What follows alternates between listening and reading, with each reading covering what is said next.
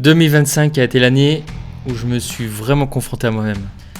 Et je voulais vous partager un peu ce qui s'est passé en 2025. Alors pas pour prouver quelque chose, pas pour cocher des cases, mais pour regarder honnêtement ce que je construis et ce que je fais encore.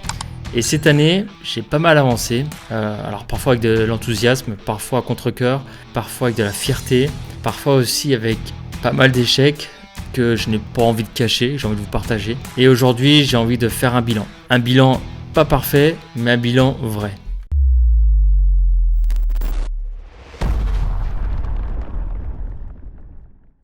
Alors en 2025, j'ai appris une chose essentielle, la constance est plus puissante que la motivation. Qu'est-ce qui me fait dire ça? C'est que ma chaîne aujourd'hui, elle approche les 500 abonnés, même elle fait 500 abonnés. Alors c'est pas un chiffre extraordinaire, mais pour moi c'est énorme. Derrière ce chiffre-là, il y a des heures de doute, de montage, de prises ratées, de sons qui fonctionnent mal, des vidéos publiées alors que j'avais pas envie. Et plusieurs fois j'ai voulu abandonner, et à chaque fois que je voulais abandonner, il y a eu le petit commentaire qui me disait bon, allez, je continue. Il y a eu les rencontres aussi avec Greg, le monteur qui m'aide sur certaines vidéos. Et je le remercie encore une fois. Mais cette rencontre a fait que je continue à créer des vidéos. Et ce qui m'a aidé à ne pas abandonner. J'ai animé aussi des ateliers d'écoute tous les 2 semaines sans tricher. J'ai fait tous les dimanches une fois sur 2 sur l'année 2025. J'ai été là, j'ai écouté, j'ai tenu l'espace. Même quand l'énergie n'était pas au rendez-vous, même quand j'étais à plat. J'ai fait des lives, j'ai rencontré des personnes incroyables, des échanges profondément humains. Et surtout, j'ai choisi de le documenter, ce chemin. Pas seulement de vivre dans l'ombre, parce que cette année, je n'ai pas cherché à briller, j'ai cherché à tenir, à quitter ma zone de confort. J'ai terminé ma formation de coach professionnel certifié. Et honnêtement, ça a changé ma posture. Moins vouloir sauver, moins vouloir convaincre, plus savoir accompagner, surtout auprès des vétérans. Maintenant, j'en ai accompagné plus de 20, 25, pas que des vétérans, mais aussi des civils. Mais la plupart, ils ont eu un choc de vie. Et j'ai compris que bien accompagner, ce n'est pas avoir toutes les réponses, c'est savoir créer un cadre sécurisant pour que l'autre trouve les siennes. Et c'est surtout le fait de bien écouter, bien observer et de poser les questions essentielles et bien précis. Et j'ai aussi co-organisé une immersion de 3 jours d'OPS Phoenix avec mon camarade Richie. J'ai fait une interview de lui où il explique son parcours et c'était à la fin en plus de l'immersion. Je vous invite à voir la vidéo à la fin de celle-ci bien sûr. Et c'était l'un de mes plus grands objectifs de l'année. C'est grâce à lui parce que lui il m'a poussé aussi à faire cette immersion. Et ce qui est satisfaisant, c'est les retours qui ont été très positifs. Et là aussi, j'ai fait une vidéo sur ma chaîne où justement, il parle de ces 3 jours. Mais surtout, j'ai vu des déclics dans ces personnes-là. Des regards qui changent, des épaules qui se relâchent. Et ça, c'est quelque chose qui m'a vraiment marqué.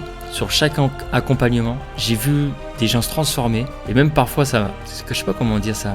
Je sais pas si c'est pas de la peur, mais je me disais, waouh, mais c'est aussi puissant que ça. Et ça, c'est vraiment un plaisir.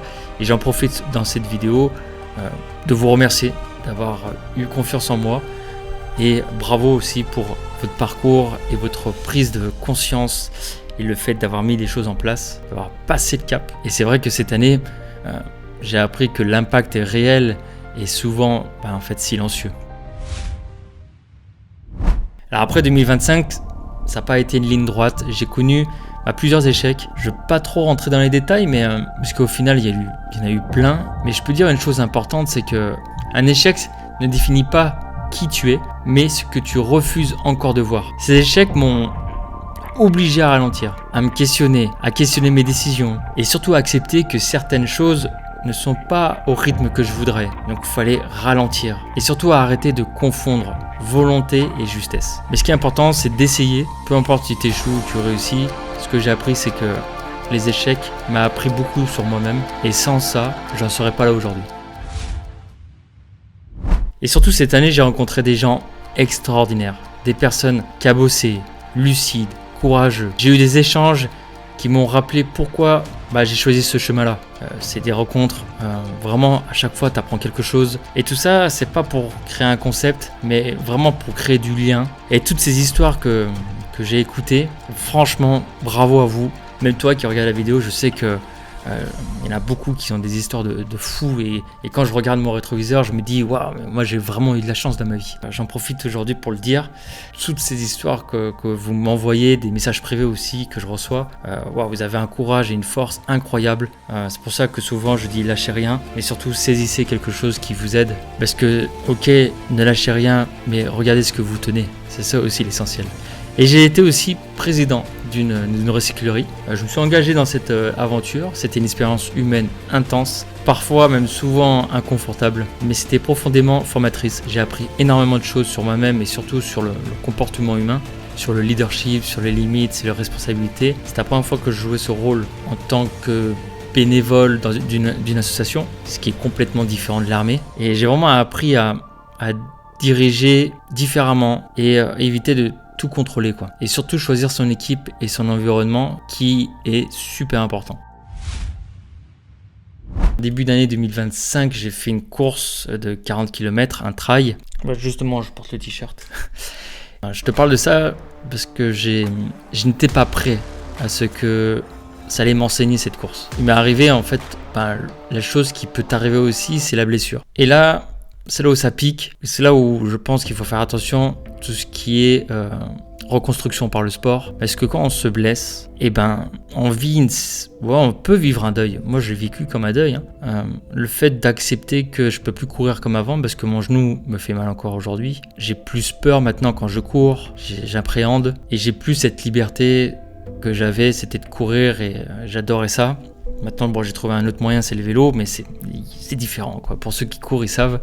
Et ça a été difficile d'accepter tout ça. Mais grâce à ça, j'ai pu voir et connaître mes limites. Et c'était pas mental, et c'est encore physique. Le corps n'oublie rien. Il est là ou pas ? Il est là. Et surtout que le corps, lui, il négocie pas. Il te demande juste d'écouter.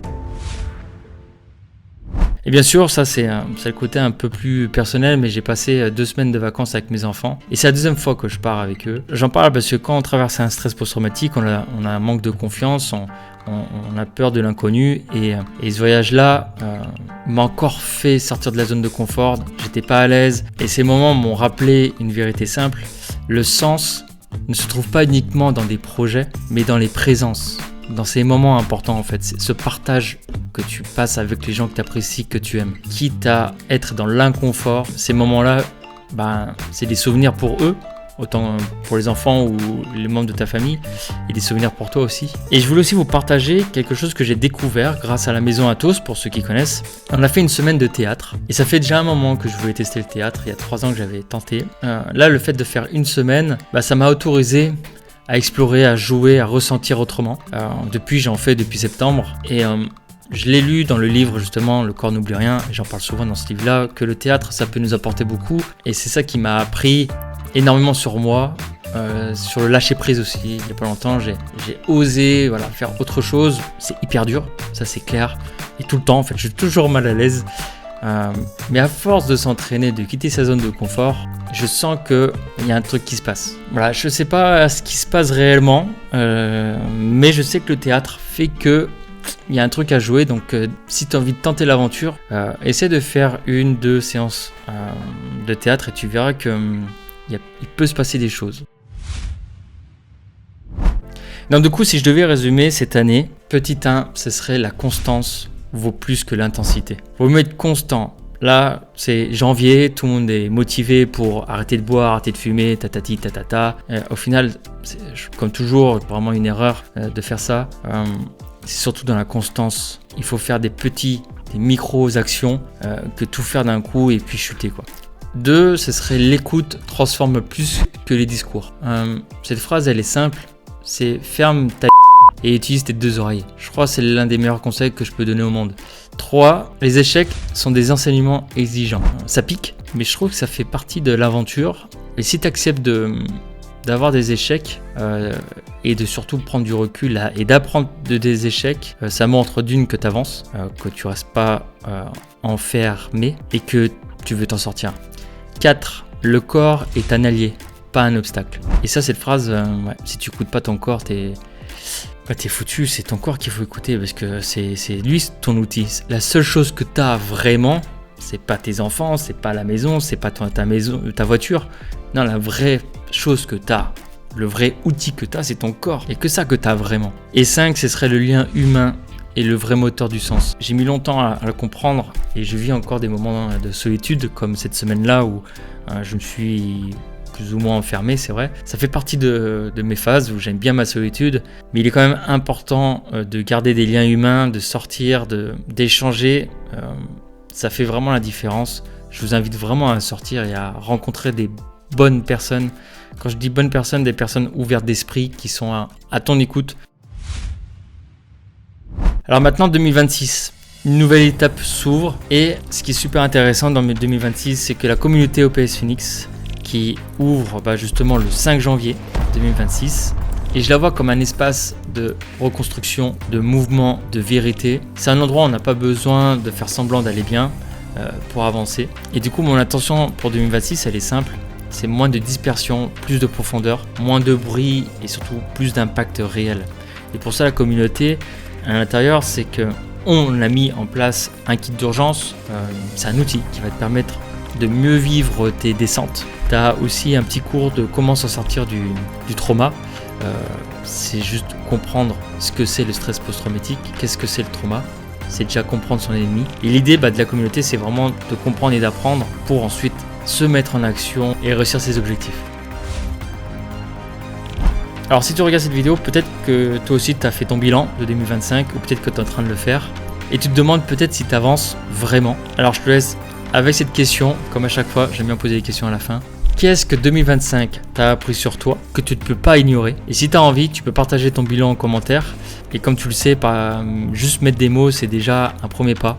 Et si tu veux aller beaucoup plus loin, tu peux nous rejoindre dans notre communauté. On aborde aussi les thèmes comme l'addiction, douleur physique, sommeil. En tout cas, il y a plein de thématiques qu'on aborde. Et si tu veux un jour participer aux ateliers d'écoute, c'est aussi à l'intérieur de la communauté OPS Phoenix. Sur ce, je te souhaite pas de bonne année 2026 parce qu'il n'y a que toi qui peux te la souhaiter. Je te remercie encore, toi qui regardes les vidéos, de la confiance que tu m'apportes. Merci pour vos commentaires de soutien, ça fait vraiment plaisir et ça donne envie d'aller beaucoup plus loin. Tu es capable de faire la différence. Merci d'avoir été là, tout simplement. À très vite pour la suite du chemin et sur ce, lâche rien. Lâche rien parce que la vie au bout, elle est trop belle. La vie, elle est magnifique au bout, faut rien lâcher.